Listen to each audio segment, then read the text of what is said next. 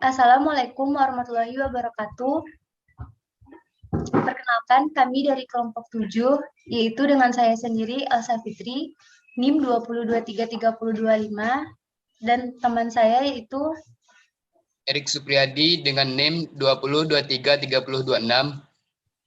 Kami akan mempresentasikan tugas dari mata kuliah Manajemen Keuangan 2, yaitu tentang materi restruktur, reorganisasi, dan likuidasi, dengan dosen pengampu, yaitu Ibu Rosyeni Rashid.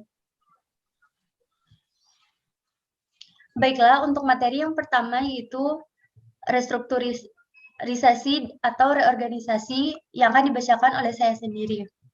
Restrukturisasi adalah merupakan suatu cara atau kegiatan yang tujuannya untuk merubah struktur perusahaan. Sedangkan reorganisasi adalah merupakan suatu cara yang dilakukan oleh perusahaan untuk mengupayakan supaya perusahaan tetap mampu bertahan dan hidup dengan cara mengubah struktur organisasi manajemen, modal, dan juga portofolio. Restrukturisasi dan reorganisasi mengandung makna yang sama, karena pada prinsipnya merupakan penataan ulang sendi-sendi pada perusahaan. Jenis-jenis dari restrukturisasi, yang pertama restrukturisasi bisnis, yaitu merupakan penataan kembali rantai bisnis dengan tujuan untuk meningkatkan keunggulan daya saing atau kompetitif advance perusahaan. Yang kedua, restrukturisasi keuangan, merupakan penataan kembali struktur keuangan untuk meningkatkan kinerja keuangan pada suatu perusahaan. 3. Restrukturisasi manajemen, yang merupakan penataan ulang manajemen. 4. Restrukturisasi organisasi, yang merupakan penataan ulang organisasi perusahaan. Pentingnya melakukan restrukturisasi dan reorganisasi pada suatu perusahaan itu karena suatu perusahaan perlu mengevaluasi kinerjanya, serta melakukan serangkaian perbaikan agar tetap tumbuh dan dapat bersaing. Perbaikan ini akan membuat kinerja perusahaan makin baik dan dapat terus unggul dalam persaingan atau minimal tetap dapat bertahan. Salah satu strategi untuk memperbaiki dan memaksimalkan kinerja pada suatu perusahaan adalah dengan cara restrukturisasi dan reorganisasi. Restrukturisasi dapat berarti memperbesar atau memperkecil struktur perusahaan dan reorganisasi untuk meningkatkan efektivitas kerja secara optimal dengan arus kerja secara struktural yang paling efisien. Penentuan nilai perusahaan. Dalam reorganisasi keuangan, faktor utama yang harus diperhatikan adalah menyangkut penentuan nilai perusahaan. Hal ini sangat penting terutama dalam rangka penjualan perusahaan, private placement, ataupun untuk go public. Baiklah, selanjutnya itu akan dijelaskan oleh rekan saya.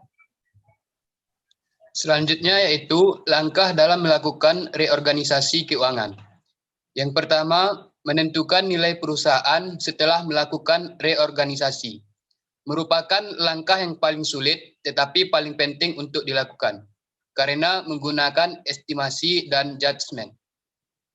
Yang kedua, menentukan struktur modal yang baru. Dan yang ketiga, menentukan nilai surat berharga lama yang akan digantikan dengan yang baru. Selanjutnya yaitu likuidasi. Likuidasi dilakukan apabila para kreditur berpendapat bahwa prospek perusahaan tidak lagi menguntungkan. Kalaupun ditambahkan lagi dengan modal atau merubah kredit menjadi penyertaan, tetapi tidak terlihat membaiknya kondisi pada suatu perusahaan. Maka dalam keadaan seperti ini, para kreditur mungkin lebih menyukai untuk meminta perusahaan dilikuidir.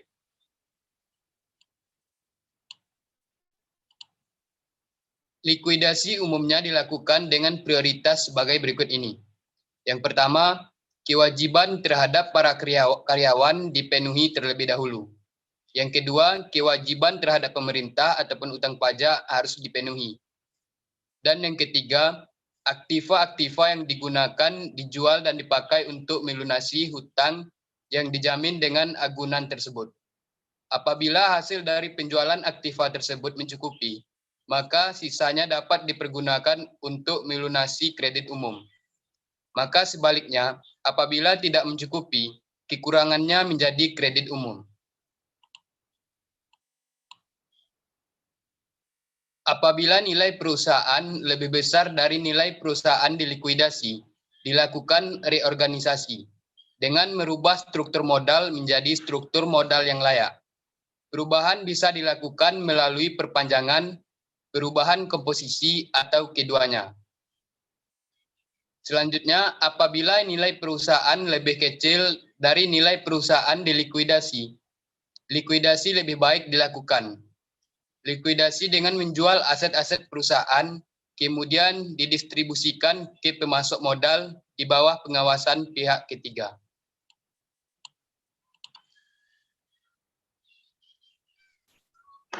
Baiklah, hanya sekian presentasi dari kelompok kami. Maaf jika terjadi kesalahan. Assalamualaikum warahmatullahi wabarakatuh.